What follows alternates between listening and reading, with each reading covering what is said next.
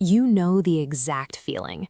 You watch your phone light up and vibrate across the desk, staring at the screen until it finally stops.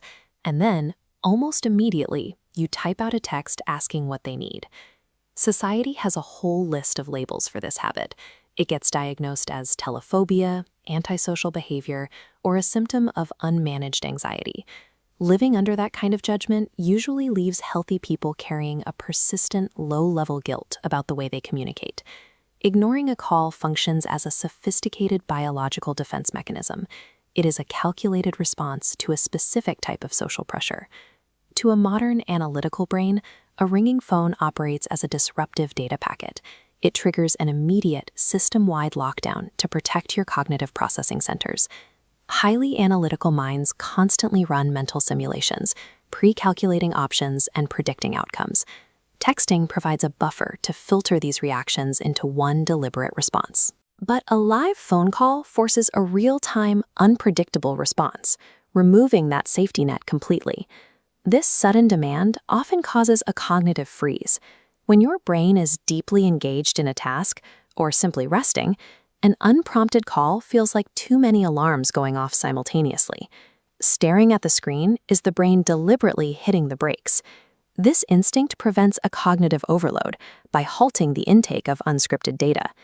Beyond the unpredictability, there is the issue of data collection. To feel safe in social interactions, your brain relies on visual cues, like body language, subtle physical shifts, and facial expressions. A phone call strips away this visual data. This thrusts a hyper-aware, empathetic brain into a state of sensory deprivation. You must decode intent entirely through subtle shifts in tone. Scrutinizing this isolated audio signal requires exhausting mental effort, drawing heavily on your strictly limited energy to fuel an instant emotional performance. If those emotional reserves are already running low, the nervous system preemptively rejects the interaction to conserve whatever power it has left. Call avoidance is an act of energy conservation.